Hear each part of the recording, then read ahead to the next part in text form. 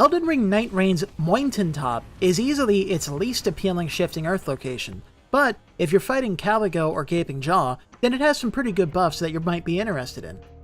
In fact, it seems like the Mountain was specifically designed to make fighting Caligo easier, because each of the mini-bosses on the mountain drops an improved frost resistance buff, and the power of the Mountaintop basically makes frostbite harmless to you.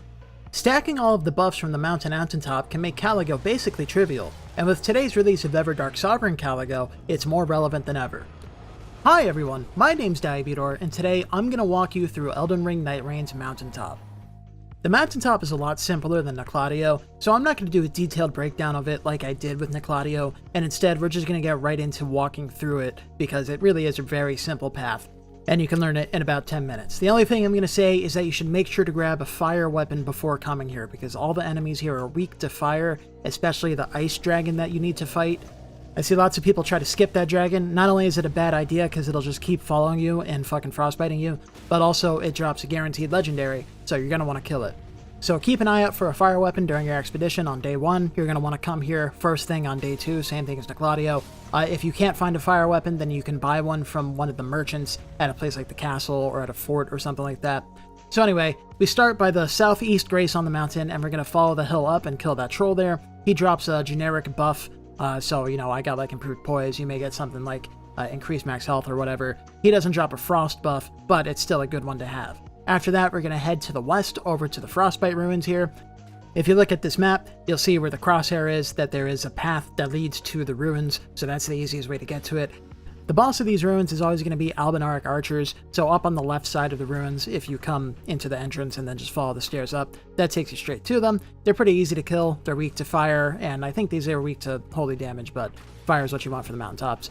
So kill them. So when you kill any of the mini-bosses on the mountaintops, you'll be presented with 2 weapon choices or a buff, and the buff will always be improved frost resistance, or if you kill the dragon in the middle, which we're going to go to in a second, you can get an anti-dragon attack power boost.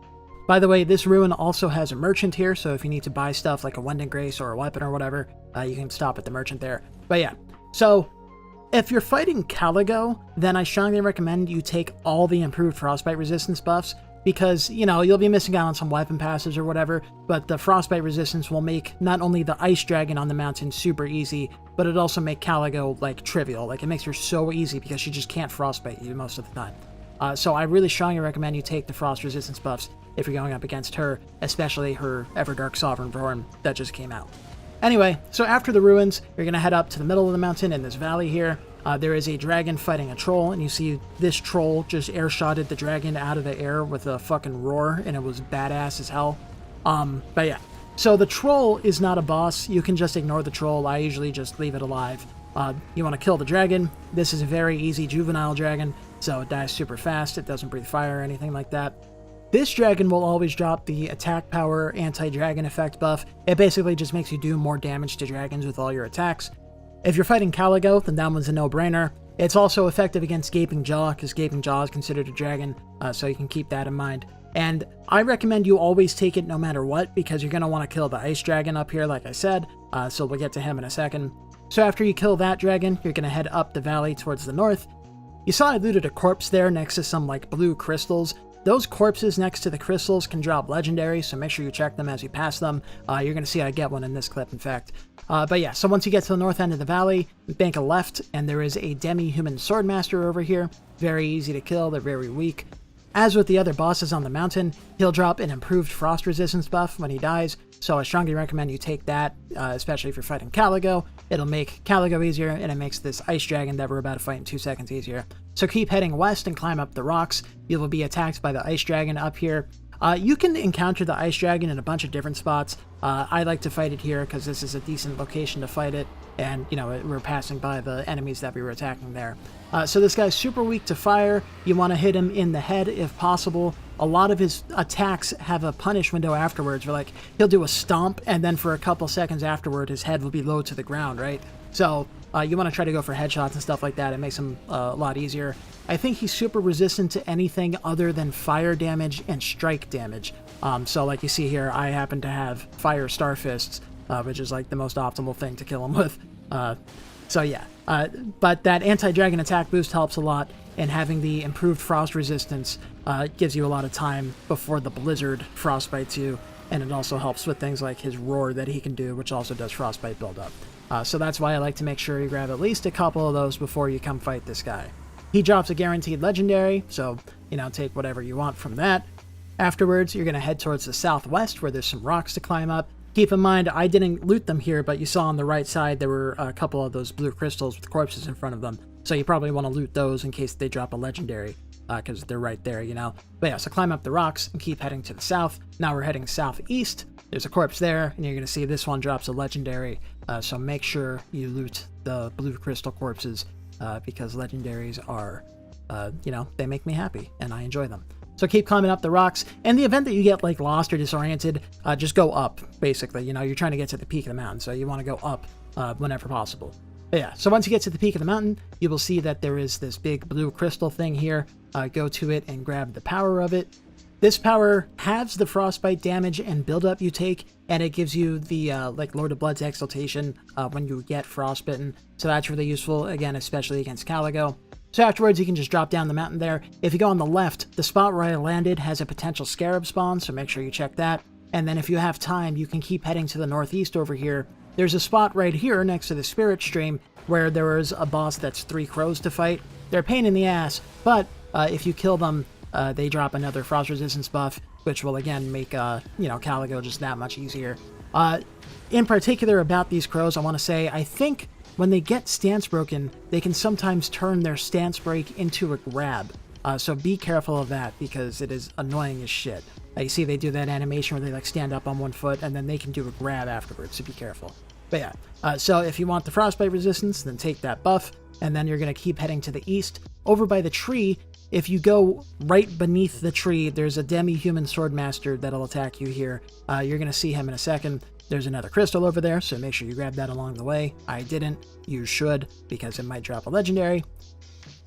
So there's the demi-human swordmaster on a rock right here. You can either shoot him off if you have a bow or something, or if you just come right in front of him, then he'll just drop down and attack you.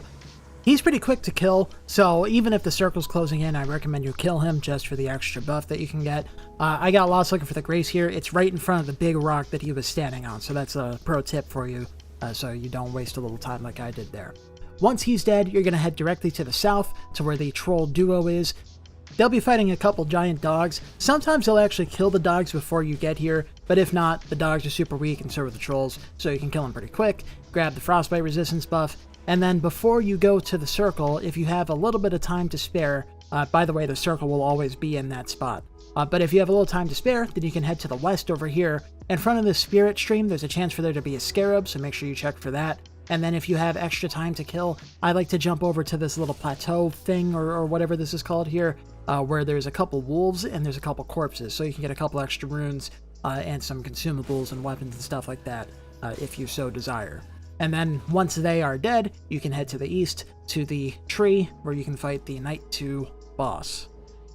Before I end the video, I want to show one other quick little tip. So there's a merchant on the battlement here on the west side of the castle, and you actually have plenty of time to run over to him and talk to him if you need to buy stuff like consumables such as starlight shards, if you need a weapon, if you want crystal tears. In my case, I wanted the wending grace that he sells because I forgot to grab it earlier.